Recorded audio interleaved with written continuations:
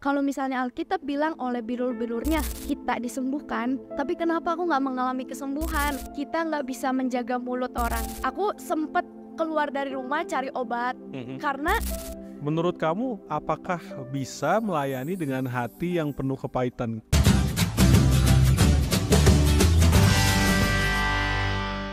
Selamat datang di Bincang Menjuru. Bintang tamu kita hari ini namanya Catherine siapa, sorry? Kristiani. Nah, beliau ini umurnya baru 24 tahun ya. Dan beliau adalah seorang evangelis. Dan beliau punya kesaksian yang luar biasa banget tentang apa artinya ditolak gitu. Dan orang ditolak itu udah sering. Tapi untuk bisa ditolak dan pulih dari rasa tertolak, nah itu yang kita harus belajar. Nah, mungkin Catherine boleh cerita sedikit tentang latar belakangnya gitu, Catherine? aku lahir di dalam sebuah keluarga Kristen. Tapi ternyata lahir di dalam sebuah keluarga Kristen nggak membuat aku bisa tahu siapa Tuhan yang mengasihi aku. Sehingga pada suatu kali ketika aku di sekolah, aku tiba-tiba dimusuhin sama teman. Dan di situ aku bertanya-tanya, kenapa ya teman-teman tiba-tiba musuhin aku? Dan ternyata singkat cerita, mereka nggak suka sama tubuh aku. Karena saat itu tubuh aku benar-benar seperti bola buntelan hitut. Oh, istilahnya body shaming gitu kali ya? Body shaming. Dan saat itu kan aku pikir lucu. Karena orang tua aku ataupun saudara-saudara bilang lucu, imut. Tapi sedangkan di dalam sekolah justru malah dibilang seperti babi atau disebut sebagai kerbau dan gajah. Dibully gitu? Iya, dibully sampai separah itu sih. Nah, tapi saat itu kan karena aku belum ngerti. Ya udah. Tapi ternyata sakit ke hati. Jadi aku nggak apa-apa di luar, tapi ternyata saat aku pulang, aku tuh ngerasa rusak, ngerasa hancur, dan aku ngerasa nggak berharga. Nah, dari situ jujur selama ini yang aku dapat misalnya pelajaran dari sekolah minggu, karena saat itu masih kecil, nggak ngaruh di aku. Karena mungkin alam bawah sadar aku udah tahu bahwa aku udah ditolak. Kenapa? Karena mungkin karena fisik. Ditambah lagi banyak hal yang ke depan-depannya terjadi. Ditambah lagi pernah papa mama aku pernah jatuh. Di situ lebih lagi keluarga besar pun nolak kita sebagai sebuah keluarga. Jatuh tuh maksudnya gimana maksudnya? Orang tua jatuh? Saat itu orang tua jatuh. Papa kan usaha di BUMN, mama konveksi.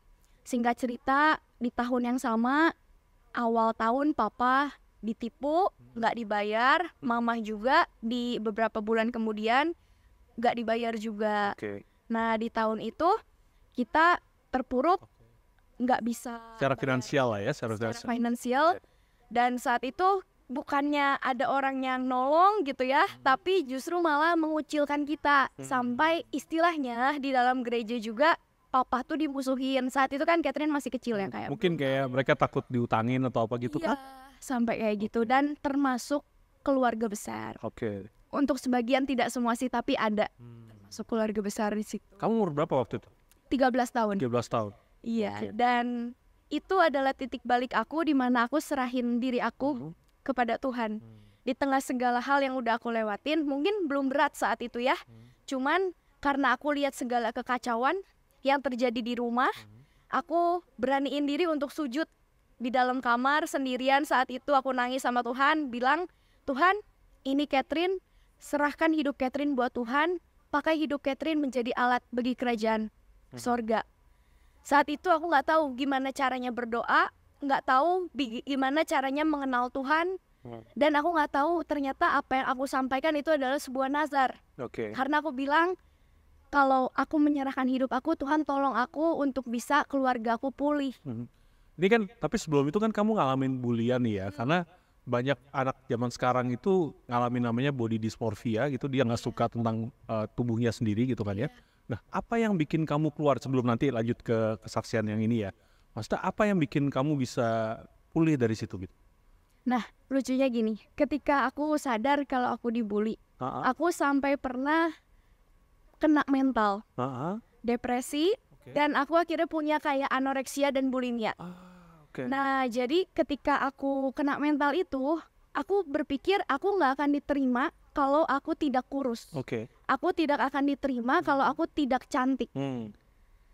Nah, jadi aku berusaha melakukan segala sesuatu sampai ujung-ujungnya aku kena anoreksia dan bulimia. Nah, anoreksia itu dimana diet ekstrim, kita membiarkan diri kita kelaparan, dan kita itu ketika kelaparan kita akan makan dalam jumlah banyak, tapi karena tubuh kita nggak bisa terima itu, keluar lagi, dan itu jadi seperti lingkaran bola salju yang semakin hari semakin mengikat kita. Nah, kamu waktu dalam kondisi gitu kan berat badan kamu tentunya turun kan ya? Tapi apakah gini, karena ada orang yang sampai di poin bahwa walaupun mereka sudah kurus, mereka selalu ngelihat diri mereka gemuk di kaca gitu. Dan kalau ditimbang pun juga timbangan tuh bohong gitu. Betul, dan itu memang sudah, kalau menurut mental ya, itu sudah termasuk gangguan jiwa juga. Karena dia tidak bisa terima keadaan dia. Nah, saat itu aku sempat keluar dari rumah cari obat, karena aku udah depresi berat, aku udah nggak bisa mikir, aku sempat keluar sekolah. Di tengah-tengah sekolah aku keluar karena aku udah nggak bisa lanjutin belajar. Segala pelajaran yang aku pelajari itu nggak masuk. Nah, sampai ada di titik itu. Tapi aku tetap minta tolong sama Tuhan. Tapi ada satu pertanyaan di hati aku, kenapa Tuhan gak mau tolong?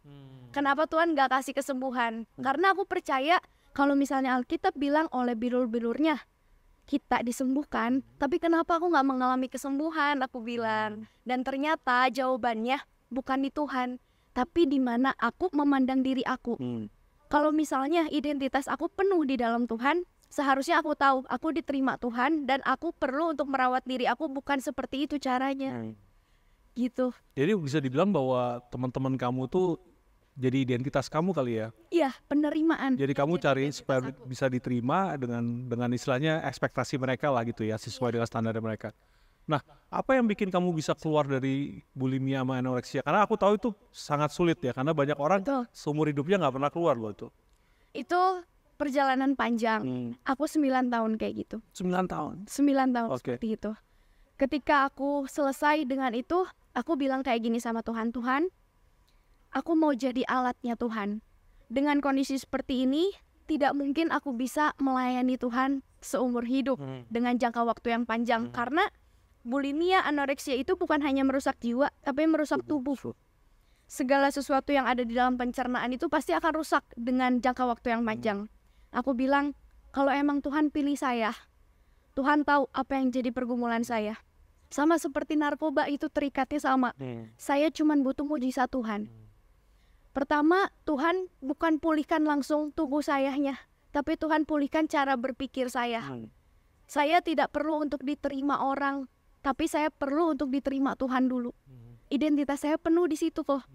Ketika identitas saya penuh, saya bisa tahu sekalipun orang tolak saya, ya udah nggak apa-apa. Karena mungkin dulu saya punya pikir, oh kalau orang tolak saya itu dunia tuh seperti hancur.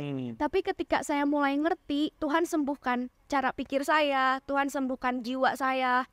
Di situ sedikit-sedikit saya mulai bisa terima. Karena bukannya anoreksia dan bulimia aja, saya itu takut kalau misalnya orang lain melihat saya itu jelek. Itu kekhawatiran banyak wanita kan? Iya, udah sampai serusak itu.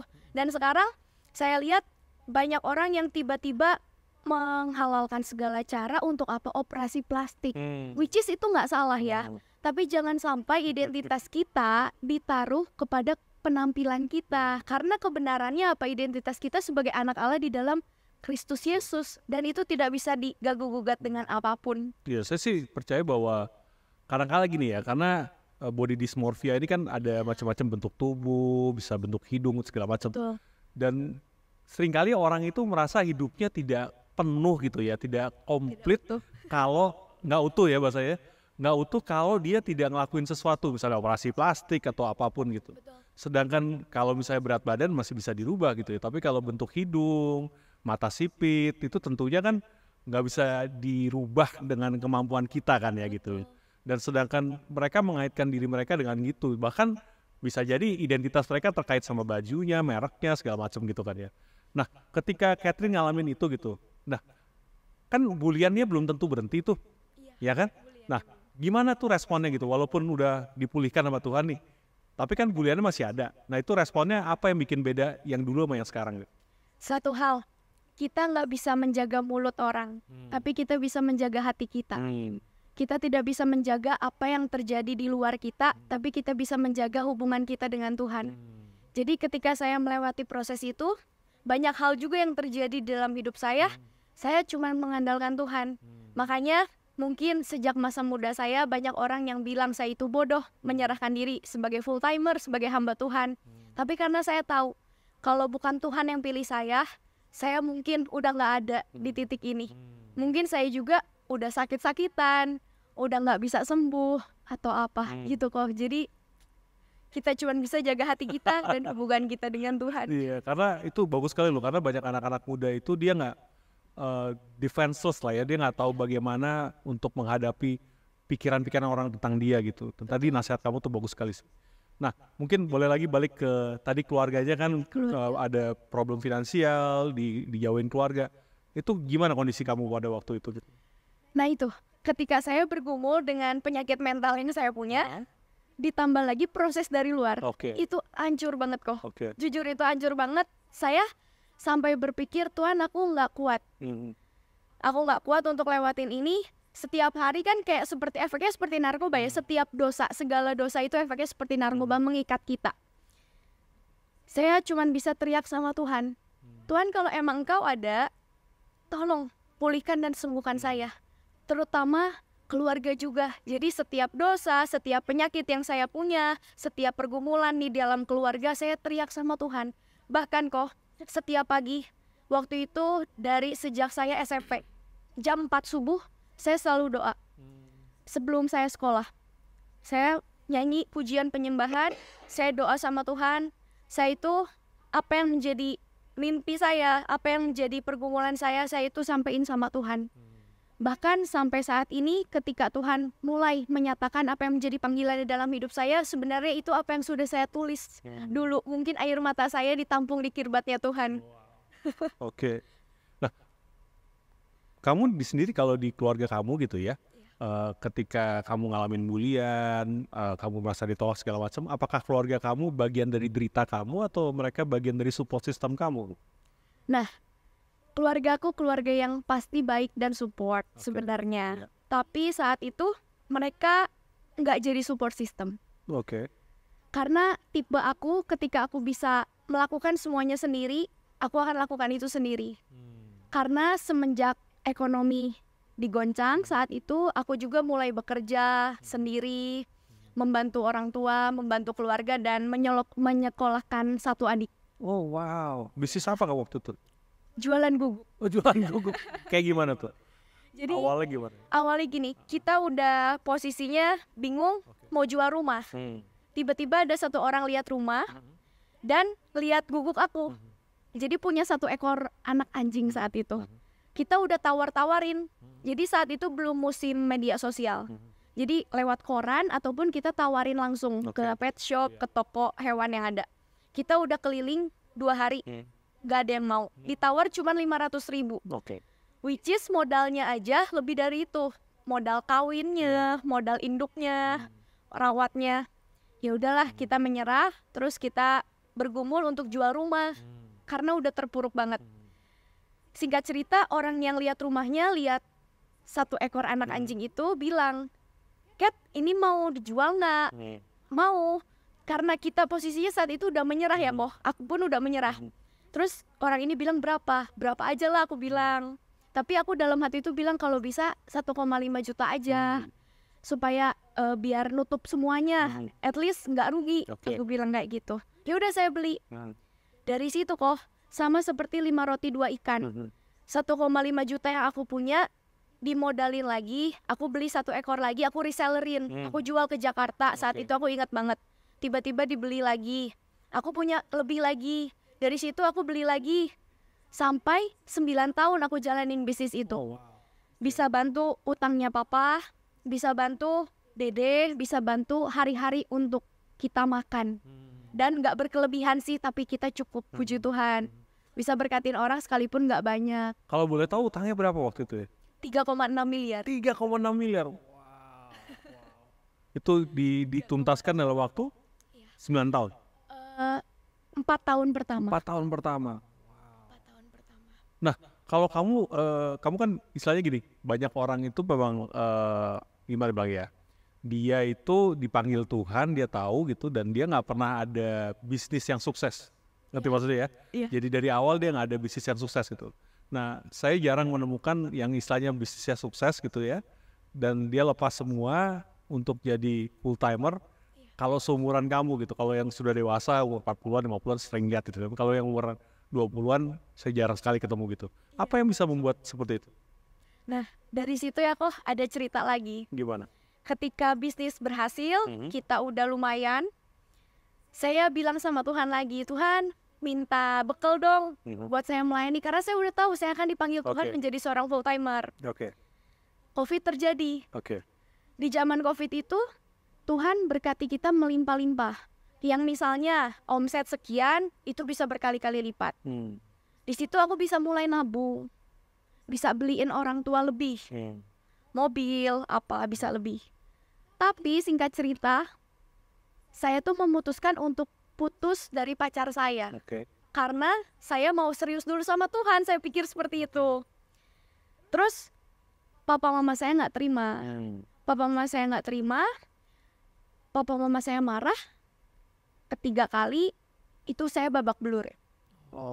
Saya babak belur, tengah malam saya keluar dari rumah. Lari dari rumah maksudnya? Lari dari rumah. Singkat cerita, makanya saya panggil Pastor Michael Ponelo sebagai papa saya karena beliau yang tampung saya selama hampir 2 tahun di Jakarta. Di situ saya kecewa. Selama ini saya anak yang baik. Saya anak yang nggak neko-neko deh.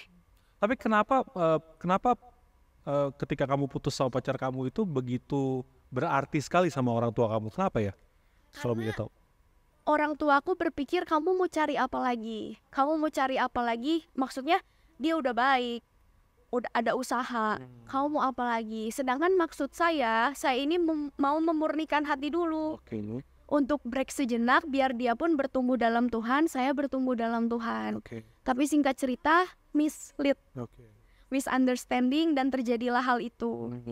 Tapi justru sama seperti yang Tuhan bilang, rancanganku bukan rancangan kecelakaan, tetapi rancangan damai sejahtera dan hari depan yang penuh dengan harapan. Di titik itu Tuhan menyatakan panggilannya. Sekalipun saya harus kehilangan semuanya. Saya harus kehilangan apa yang telah saya dapatkan selama 9 hampir 10 tahun, tapi justru saya mendapatkan panggilan Tuhan. Ketika saya menjalani panggilan Tuhan, hati saya udah gak terpaut sama yang itu kok. Mungkin untuk beberapa orang, mereka ada yang kejar seperti itu ya. Tapi justru hati saya karena saya tahu dulu susah, gak punya apa-apa, saya hidup. Terus Tuhan berkatin saya juga hidup. Dan ketika Tuhan ambil lagi juga, gak apa-apa, saya juga bisa hidup. Karena saya hidup bukan bergantung kepada kekayaan ataupun apapun itu, tetapi kepada Tuhan. Nah terus waktu pas kamu udah memutuskan kamu dari rumah kan tinggal di Jakarta 2 tahun tuh. Jakarta. Nah hubungannya sama orang tuanya gimana tuh? 1 tahun pertama aku benci, jujur. Apakah ada usaha mereka untuk reach out ke kamu gitu? Ada, tapi harus aku dulu. Jadi selama setahun tuh gak ada kontak sama sekali berarti? Ada, jadi aku 2 minggu di Jakarta, Pastor Michael berusaha untuk rekonsiliasi kami. Tapi di situ belum beres. Saling benci masih, tapi istilahnya sudah ada komunikasi dan yang penting mereka tahu aku ada di Jakarta. Nah, kalau misalnya selama 2 tahun di Jakarta itu apakah kamu melayani gitu? Iya, aku melayani. Dan gini, ini menarik nih. Menurut kamu apakah bisa melayani dengan hati yang penuh kepahitan? Aku jadi melayaninya nggak langsung khotbah atau gimana. Jadi saat itu Pastor Mike bimbing aku kesaksian dulu. Dia percayain aku untuk kesaksian. Seiring berjalannya waktu mulai khotbah, mulai Pastor Mike ajarin aku gimana caranya bertumbuh dalam Tuhan lebih lagi. Dan sampai satu titik ya ada mujizat, Bupati dari Papua telepon Pastor Mike untuk KKR di Biak Papua. Nah di situ aku lihat suatu penglihatan yang nyata di hidup aku ketika Tuhan kasih aku saat usia 7 tahun. Dan aku tulis penglihatan itu di buku ini. Itu buku karangan kamu itu ya? Iya. Boleh lihat bukunya? Tunjukin kamera kali ya. Bukan hanya untuk ada versi Inggrisnya, not just for. Jadi di sini perjalanan aku bersama dengan Tuhan, apa yang Tuhan taruh, apa yang Tuhan kasih lihat ketika aku masih kecil, ternyata Tuhan genapi belasan tahun kemudian. Oh wow, kamu dapat penglihatan apa tuh? Mungkin boleh cerita sedikit. Saat itu aku masih kelas 2 SD. Iya. Kelas 2 SD teman-teman aku ribut, aku lihat sesuatu yang serem di WC sekolah. Oke. Aku coba ke sana. Ketika aku coba ke sana aku nggak lihat apa-apa. Tapi aku lihat sebuah cahaya yang nggak bisa dijelasin. Pokoknya gilang gemilang, kayak emas cahayanya, tapi nggak bisa dijelasin. Dan di situ ada banyak orang angkat tangan, tapi orang-orang itu cuma ngadap ke depan. Jadi aku cuma bisa lihat dari belakang. Dari situ aku kira aku mimpi. Dan itu nggak jelas banget kan, maksudnya aku nggak tahu gitu. Itu ternyata sebuah kebangunan rohani. Saat itu aku nggak tahu itu adalah sebuah revival, itu adalah sebuah event yang aku lihat di Papua. Saat itu banyak orang angkat tangan, dan di situ kemuliaan Tuhan turun. Dan dari situ aku baru tahu, oh ternyata segala sesuatunya Tuhan campur tangan untuk mendatangkan kebaikan. Yang aku pikir itu rancangan buruk, rancangan kecelakaan ketika aku keluar dari rumah. Tapi ternyata Tuhan membawa aku masuk ke dalam panggilan yang lebih dalam. Gitu kok singkat cerita. Dan ada penglihatan lainnya, cuman itu pun nggak gimana, cuman 2 kali saya dapat. Yang kedua ini saya lagi di kamar, saya tidur karena mata saya minus, saya nggak bisa terlalu lihat jelas. Tapi tiba-tiba ada cahaya, sesosok cahaya, saya nggak bisa lihat mukanya, saya nggak bisa lihat bentuknya gimana, pokoknya cahaya. Ketika saya kejar, cahaya itu pergi. Dan saya teriak-teriak ke papa saat itu, "Pah, lihat gak ada cahaya ini?" Papa saya saat itu kan, ya kamu anak kecil gitu, tahu apa sih, mungkin kamu halu. Gitu kok. Wow. Nah, kamu tentunya kan dipanggil untuk generasi muda nih ya, pastinya gitu ya. Nah, menurut kamu apa yang jadi teriakan mereka lah? Apa yang paling mereka butuhkan saat ini? Karena saya yakin bahwa setiap zaman tuh ada orang-orang yang punya suara mereka gitu kan ya. Nah, menurut kamu suara mereka tuh apa gitu? Suara mereka itu mereka harus diterima apa adanya, bukan ada apanya. Jadi kenapa saya menyerahkan diri sama Tuhan? Saya tahu ketika saya dulu ditolak, saya tahu rasanya ditolak. Ketika dulu saya hancur, saya tahu ketika nggak ada orang yang bisa tolong saya dan hanya Tuhan. Dan saya mau jadi salah satu orang yang bisa jadi jawaban bagi mereka. Yang merasa tertolak, yang merasa hancur, yang merasa nggak punya masa depan, atau yang bahkan merasa punya kepahitan. Karena puji Tuhannya saat ini saya dan keluarga saya bisa melayani Tuhan, sekalipun di bidang yang berbeda. Itu proses pemulihan keluarga kamunya gimana tuh? 2021 kejadian, 2 tahun pertama kita masih kayak berusaha untuk rekonsiliasi, masih kadang ada trauma dan luka yang masih muncul. Dan terakhir puji Tuhannya 2023 dan terutama 2024 ini kita udah sama-sama bisa pelukan, kita bisa sama doa bareng, karena dulu kita dingin. Sekalipun belum ada kejadian itu, kita pun dingin. Berarti benernya boleh aku tanya ya mungkin ya, apakah sebenarnya kejadian kamu dan pacar kamu pas kamu putus dan milih melayani Tuhan itu adalah kayak puncak gunung es aja gitu? Di bawah gunung es itu ada sesuatu yang jauh lebih besar, cuma nggak kelihatan aja di permukaan. Karena saat itu mungkin aku sempat berpikir itu hanya triggernya gitu kali ya, gak mau nikah. Karena aku berpikir, buat apa punya keluarga kalau cuman menyusahkan, lebih baik sendiri menjadi berkat. Tapi ternyata pikiran aku itu muncul karena trauma aku. Ngelihat keluarga yang istilahnya hanya membawa susah, tapi sebenarnya itu proses dari Tuhan yang harus aku lewatin. Gitu kok. Kalau buat anak-anak muda gitu ya, menurut kamu bisa ngomong apa gitu buat mereka gitu? Buat mereka yang merasa nggak berharga, mungkin mereka sedang dibully. Apa yang kamu bagiin buat mereka gitu? Buat anak-anak muda, sama seperti lagu, ku tahu rencanamu indah bagiku, ku tahu kehendakmu baik bagiku, ku tahu rancanganmu sempurna bagiku, ku tahu jalan-jalanmu itu yang terbaik bagiku. Anak-anak muda, ketika kita ikut Tuhan, jalan di depan kita belum tentu mudah. Tapi sama seperti yang lagu ini katakan, segala rancangan rencana kehendak Tuhan adalah yang terbaik dan yang terindah buat kita. Jangan pernah menyerah, jangan pernah berputus asa, karena Tuhan belum selesai. Selama kita masih bisa bangun dengan tubuh yang sehat dan segala sesuatu kesempatan yang kita miliki, kita harus tetap percaya bahwa Tuhan adalah Tuhan dan Bapa yang setia. Itu aja, Ko. Nah, bagaimana kalau misalnya gini kan, tentunya acara ini ditonton sama orang-orang yang belum percaya Tuhan Yesus juga tentunya kan ya gitu ya. Nah, apa pesan yang kamu bisa sampaikan buat mereka gitu? Karena saya percaya bahwa problem ini dihadapin di semua kalangan ya tentunya ya. Bukan hanya orang yang Kristen saja gitu. Apa yang kamu mau sampaikan buat mereka gitu? Aku cuma mau sampaikan, Tuhan Yesus sayang sama kita. Apapun yang menjadi kondisi kita, sekalipun kita bukan Kristen, Tuhan Yesus sayang sama kita.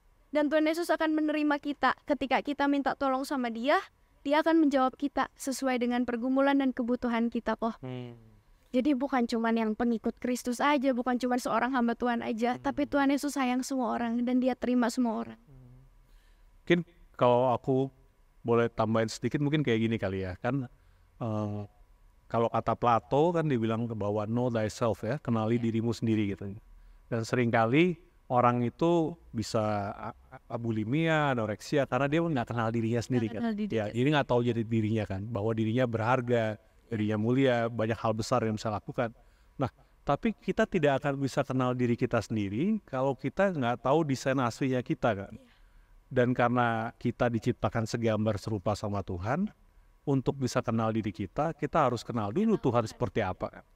Dan seringkali gambar diri yang rusak itu adalah ketika kita hanya berusaha untuk kenal diri kita gitu. Menjadi diri kita sendiri. Dibilangnya tanpa Tuhan gitu. Menjadi diri kita sendiri tanpa Tuhan itu menurut saya nggak mungkin gitu.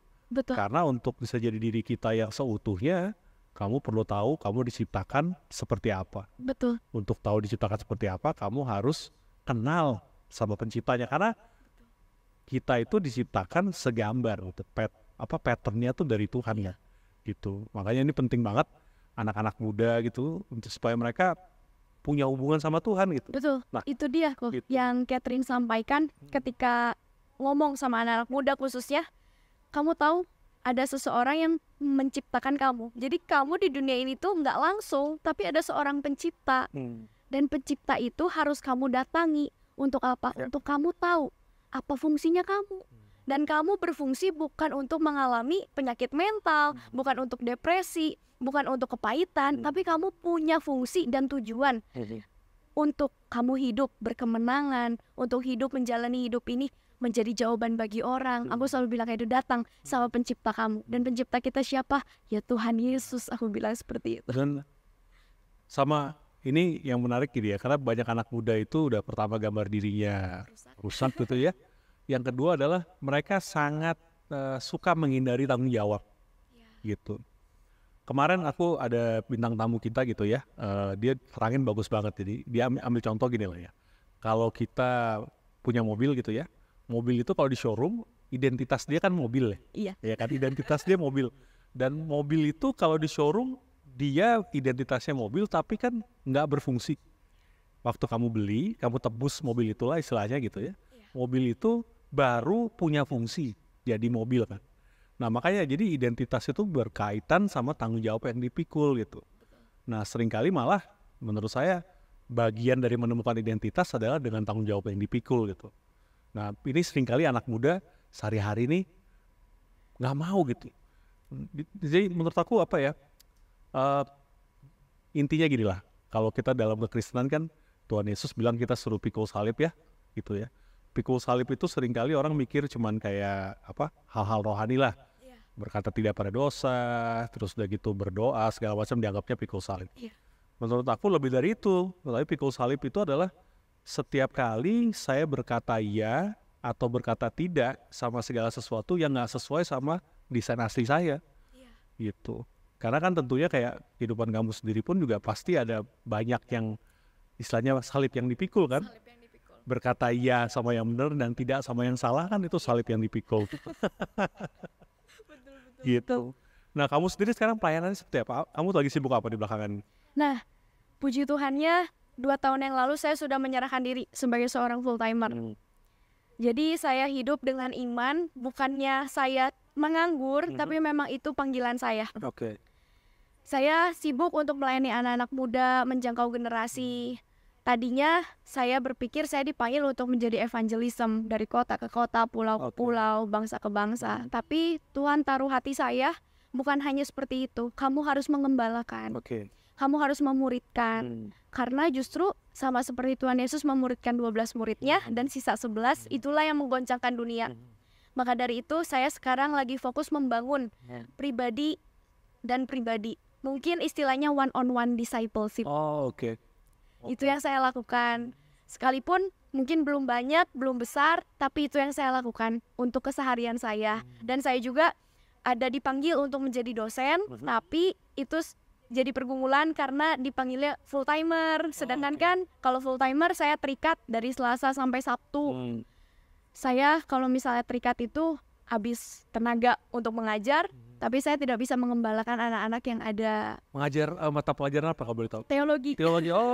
Wow. Puji Tuhannya teologi. Dan ditambah lagi saya udah kebuka pintu untuk pelayanan di Bandung, di mana kami akan bergerak misi. Misinya bukan hanya penginjilan, tetapi seperti kasih makan orang-orang susah atau orang-orang miskin, dan melayani transgender ataupun orang-orang yang gambar dirinya rusak kami terima.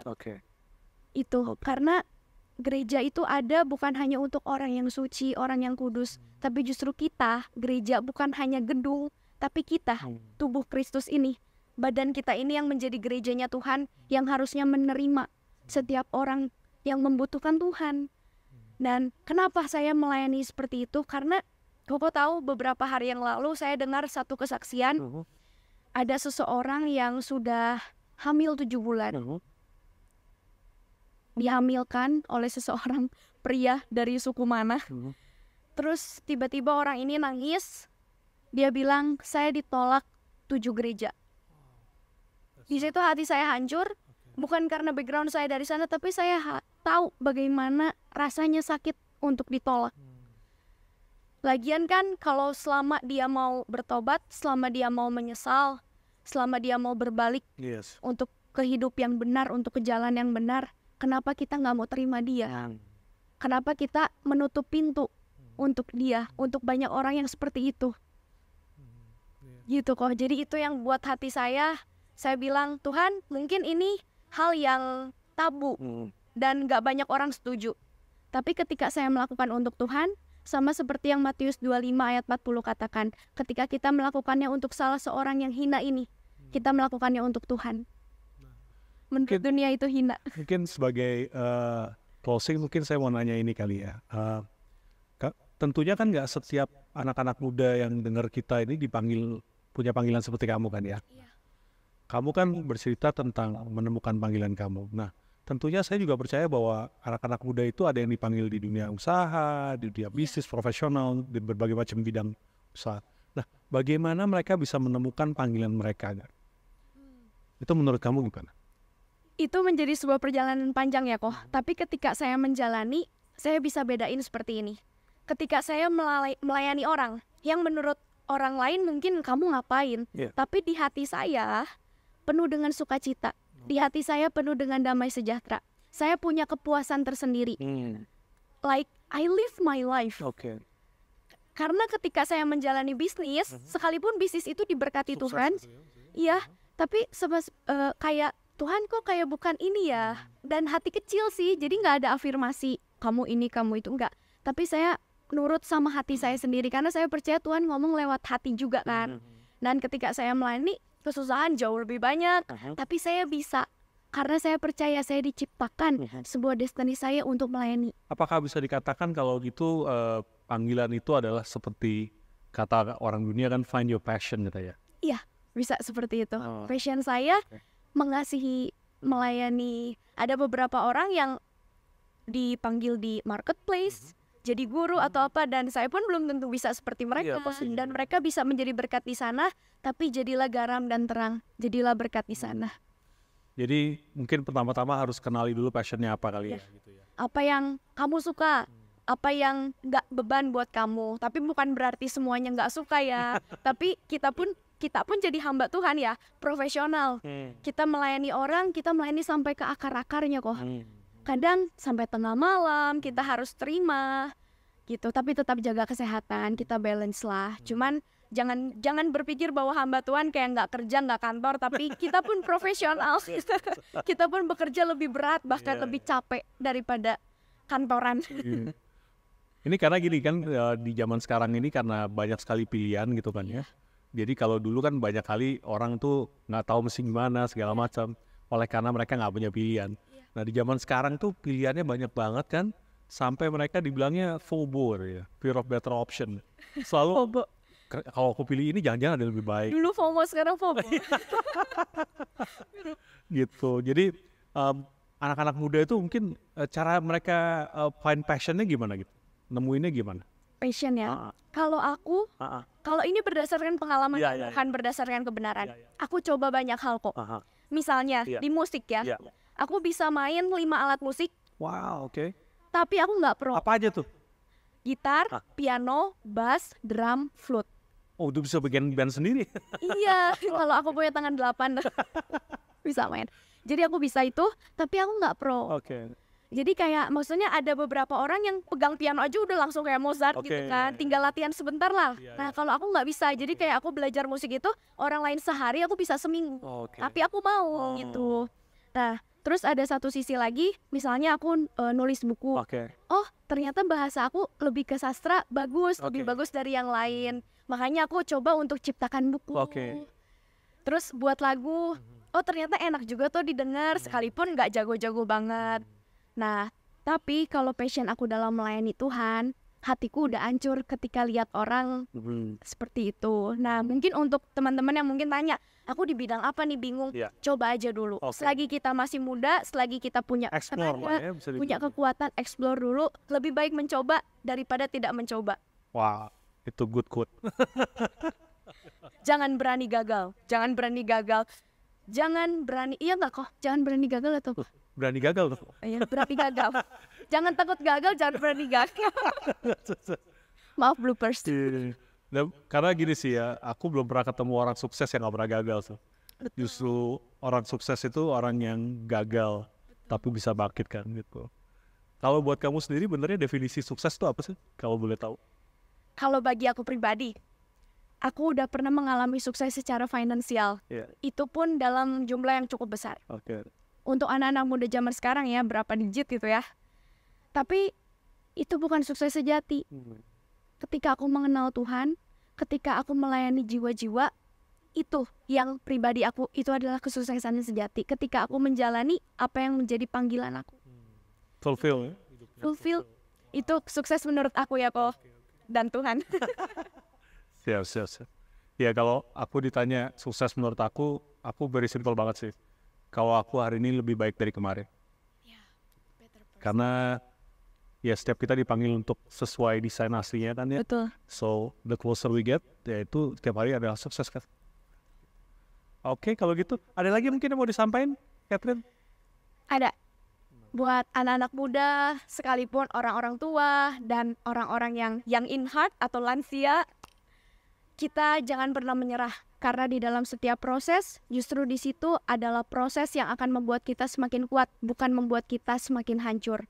Andalkan Tuhan, carilah dahulu kerajaan Allah dan kebenarannya, maka semuanya akan ditambahkan kepada kita. Salam revival. Thank you banget Catherine buat waktunya gitu ya. Tuhan memberkati juga pelayanannya. Amin. Dan juga terima kasih buat semua audiens yang di rumah yang dengerin ini. Dan biarlah hidup kalian sesuai dengan desain asli kalian menuju panggilan Tuhan buat masing-masing kehidupan kalian. Sampai ketemu di episode berikutnya. Tuhan memberkati. Bye. Bye-bye.